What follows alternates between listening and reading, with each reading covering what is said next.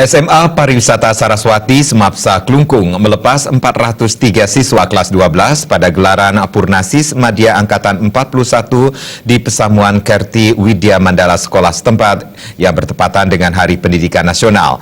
Siswa yang dilepas diharapkan mendapatkan peluang kerja di dunia pariwisata.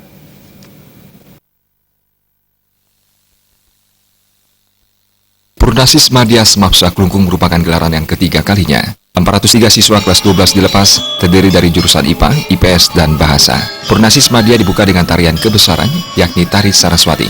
Kepala Semapsa Klungkung Gusti Made Subrata mengatakan, setelah 3 tahun melakukan proses belajar mengajar dengan kurikulum SMA tahun 2013 dan tambahan plus pariwisata, 403 siswa dilepas ke jenjang yang lebih tinggi.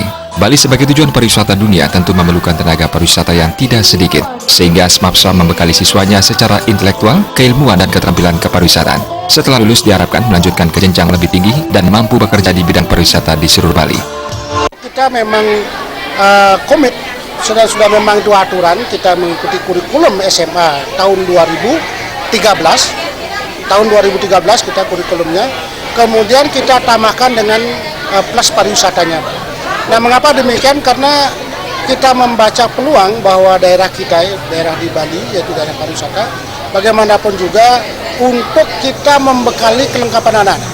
Di samping secara intelektual keilmuan, kita juga berikan mereka untuk keterampilan pariwisata.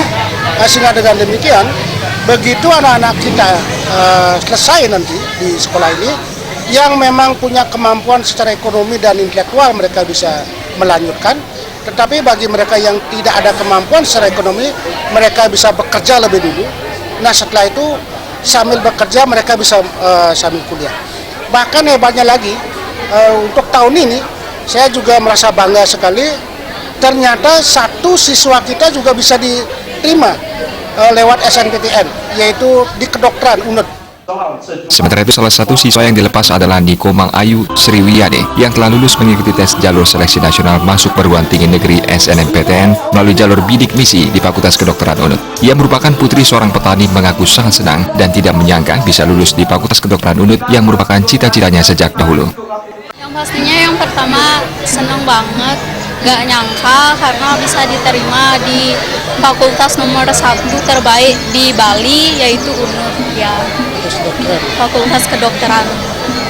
Dan memang cita-citanya dari awal jadi dokter? Iya.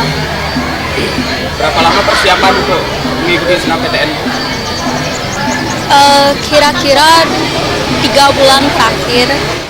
Siswa yang meraih nilai tertinggi di masing-masing jurusan diantaranya jurusan IPB diraih oleh Imade Joni Mahendra, jurusan IPA Nikomang Ayu Sriwidiani, jurusan IPS Niputu Ulande Sri Pratiwi, sedangkan peraih The Best Trainee Putra dan Putri adalah Imade Joni Mahendra dan Niputu Eka Nataliani.